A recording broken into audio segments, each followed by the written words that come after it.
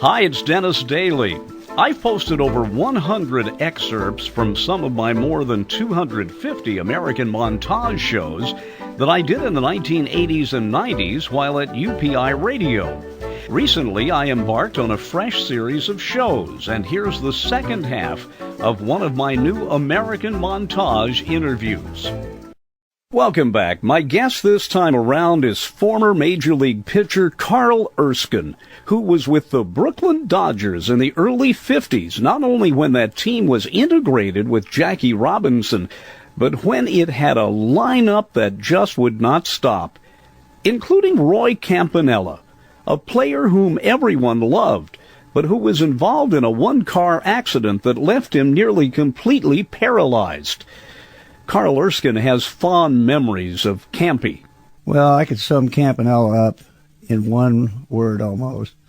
Not quite, but simply said, Campy was a grateful person.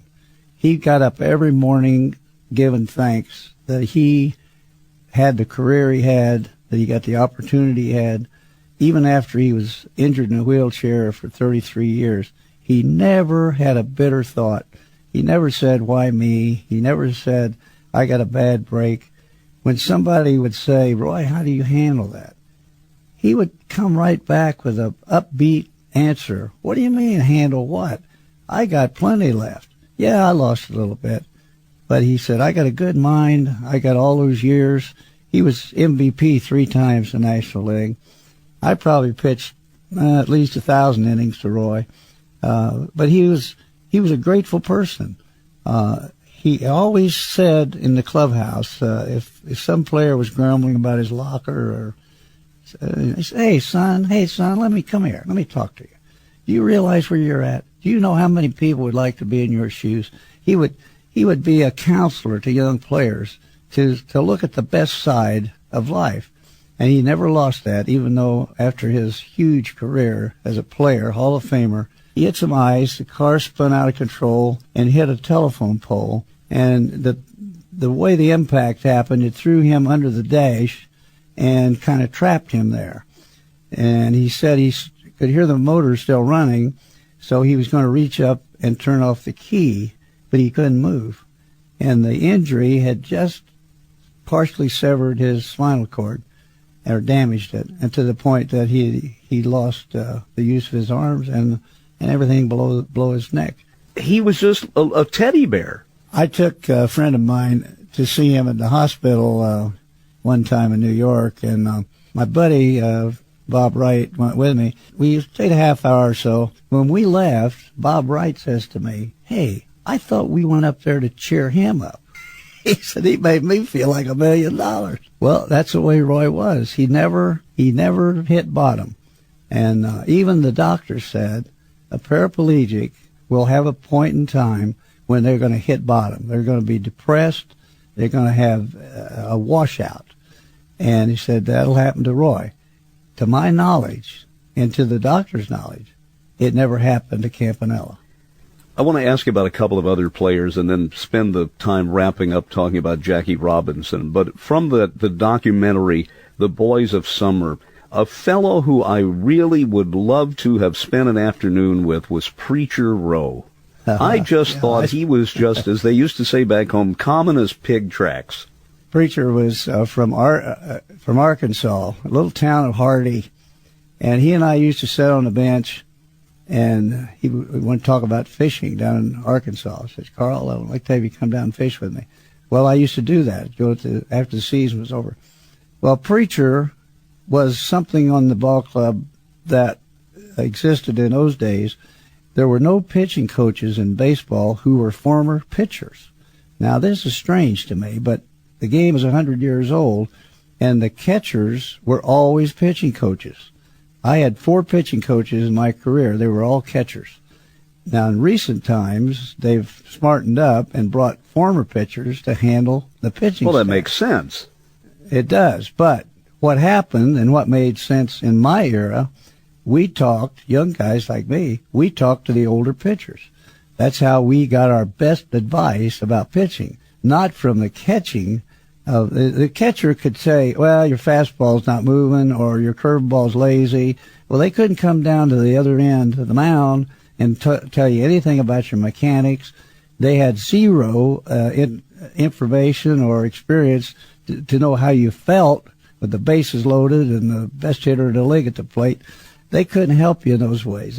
So finally, Preacher Rowe, to me, was a pitching coach before officially pitchers were brought in to be pitching coaches.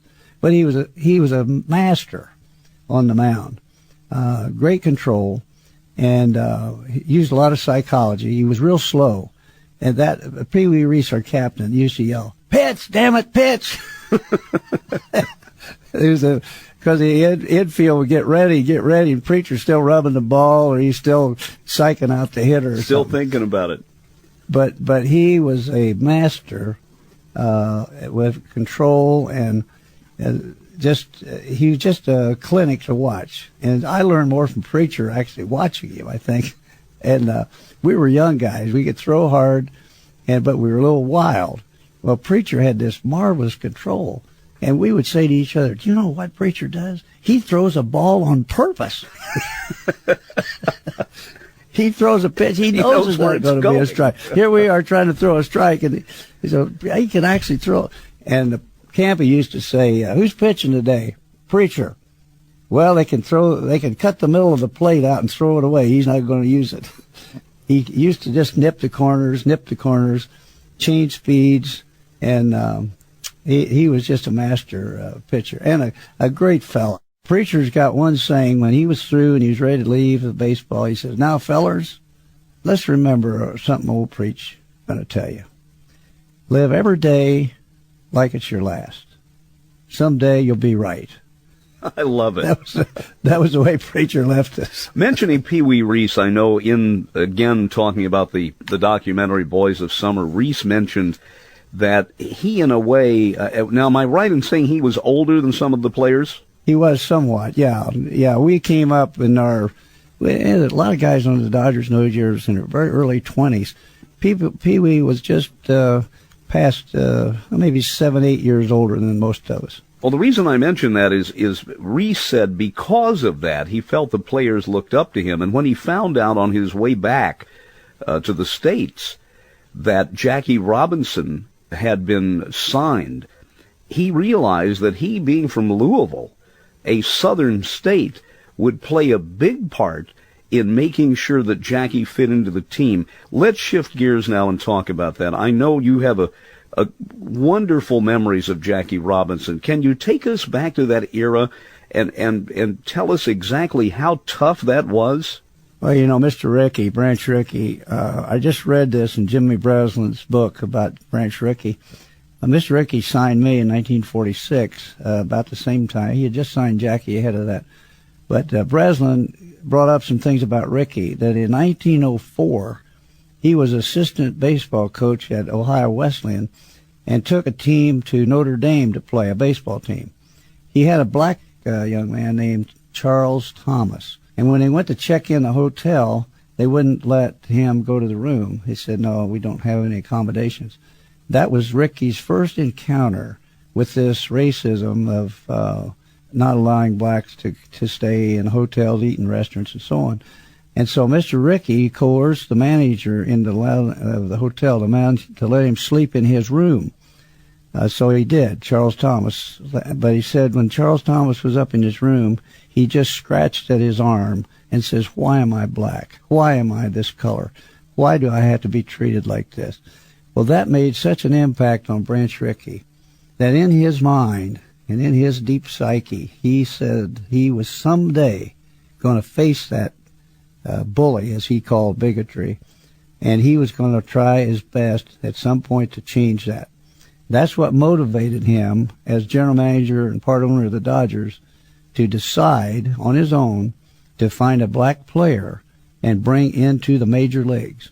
Now, boy, in those years, you got to realize, I'm old enough to remember that the signs in the hotels, the signs in the restaurants, basically says blacks stay out.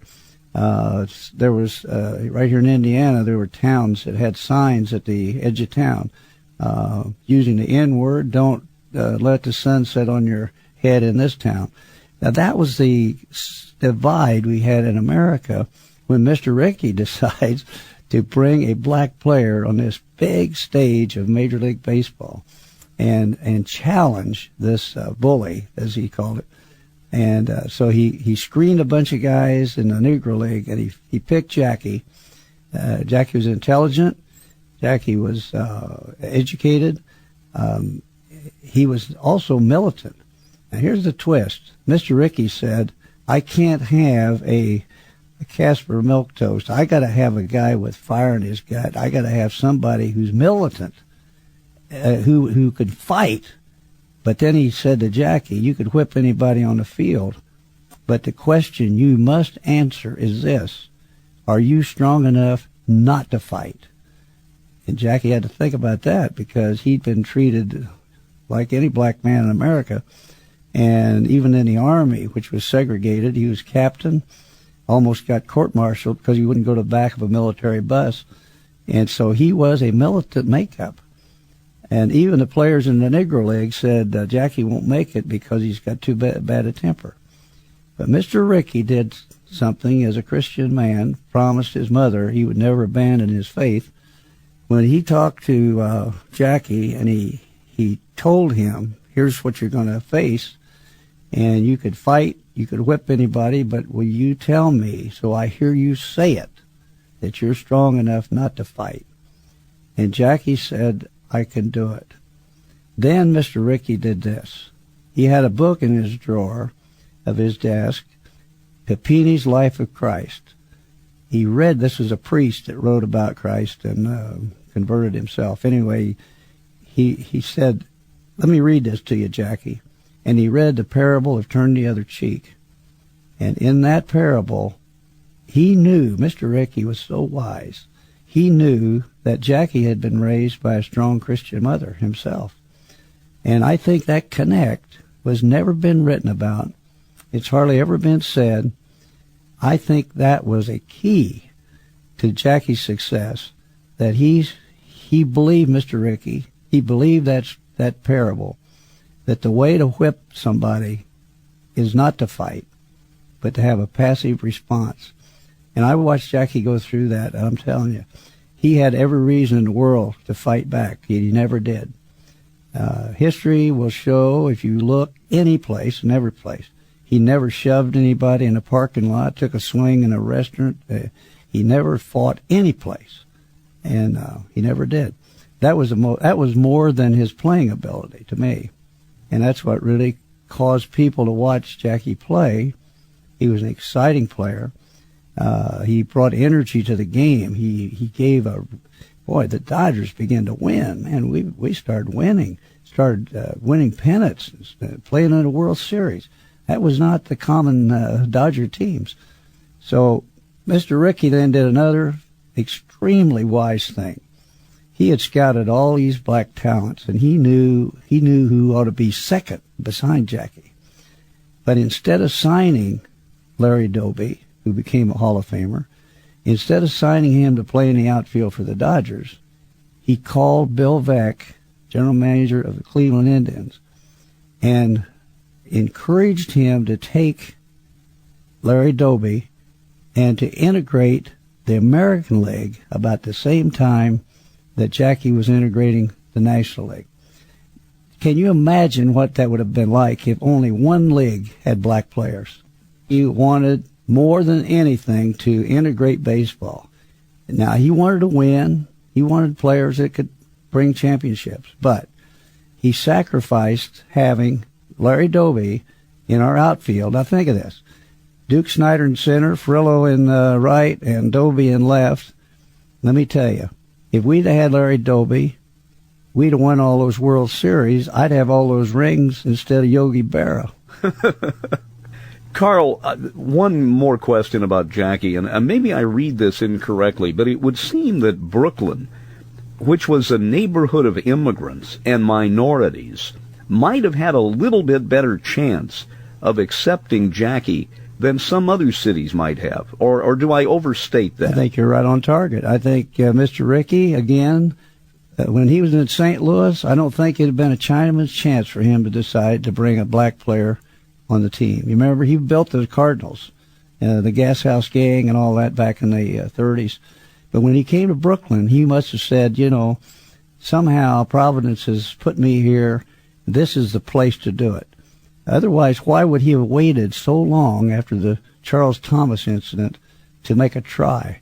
But he must have felt like the timing is about right now. And you're right, Brooklyn was a very ethnic mixed community, a lot of neighborhoods. There was a city of churches.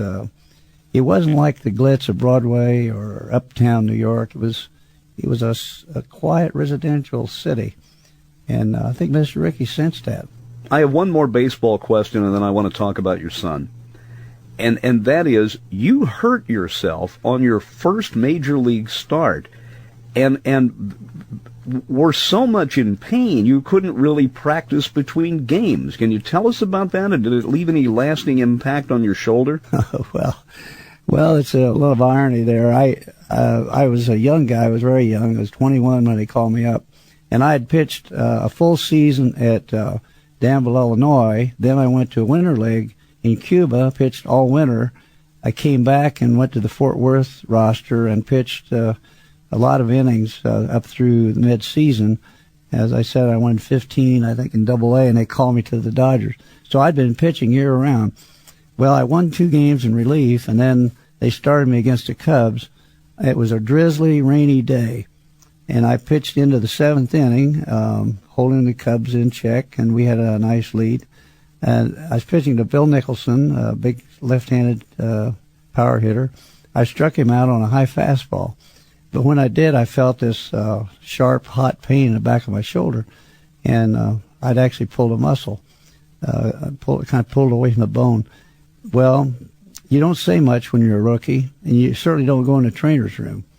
So I didn't say anything, and so I had 3 wins, 2 relief, and now I pitched a complete game win against the Cubs. Now I'm starting against the Phillies 4 days later.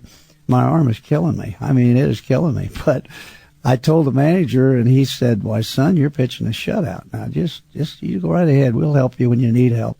Well, he wouldn't even listen to me. So I finished that game. I beat the Phillies 2-1. Now I'm 4-0 with 2 complete games. I'm pitching in Philly 4 days later. I beat the Phillies 8-1. I'm 5-0. Well, would you believe, anybody would believe it, I had any arm trouble. But I did a lot of damage to my shoulder, continuing to pitch with it after I hurt it. And nobody was really, they didn't have sports medicine in those days. And if you didn't bleed or swell or have a bone sticking out, they didn't hardly do what to do. So I just went home during the off season, had a tough time the next spring, and I did battle that the rest of my career. But I ended up having some good days.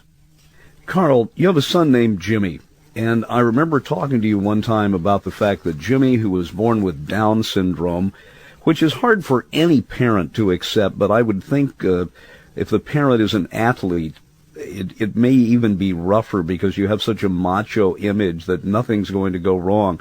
But you were doing a parallel between the discrimination Jackie Robinson faced and what your son has faced over the years. Can you tell us about that? Well, I think you've nailed it there, too, the parallel. It was quite a parallel story. Jackie was rejected in a lot of places. He was not accepted in hotels. It took 7 years for all the hotels to finally accept Jackie. And then there were other problems, trying to buy a house in Connecticut and other things. Well, when Jimmy was born, there was no services available, and doctors said best thing to do is to put this child in a good institution and not disrupt your family. When Jimmy was born and they told Betty this would be a right way to go, she said, "Are you kidding?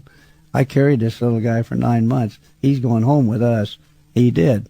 And I went home and told my other 3 kids, they were then 12, 10, and 5, I guess. I said, you got a special little brother. He's going to need help. He won't be as fast at doing things. But, hey, I'm a greenhorn. But I made a great speech there because my kids accepted Jimmy and treated him like a kid brother. It made the neighborhood's kids easy to accept Jimmy. And you fast forward now 50 years, Jimmy he has a life. He got to go to school when special ed came in, and when he was 12.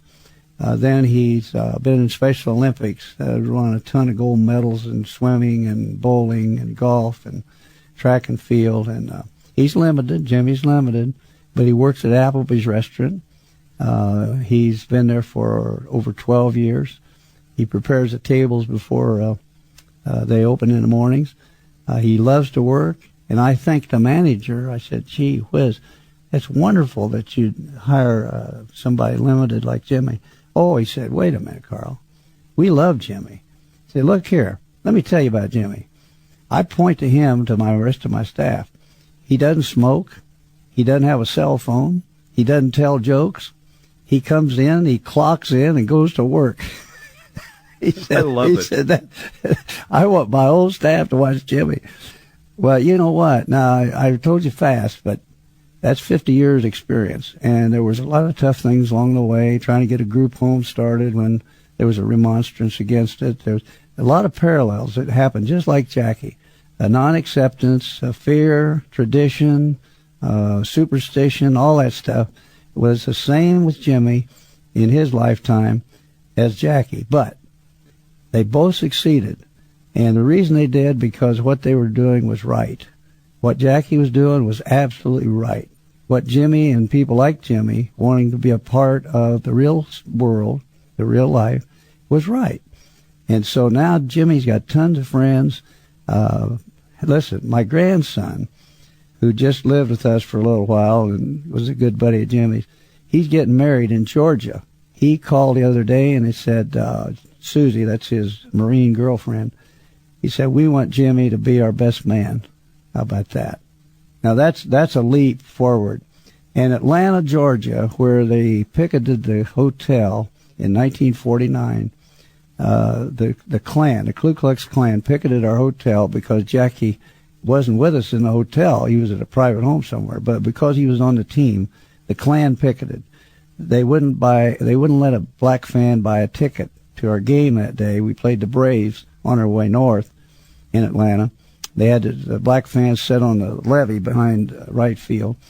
And Jackie got a threatening letter. You take the field, you're going to be shot. Now, fast forward 60 years from that incident and go to Atlanta today and go to Turner Field.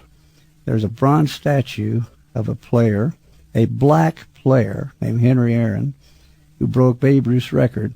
He's the toast of the town, in the same town that the Klan picketed us in 1949.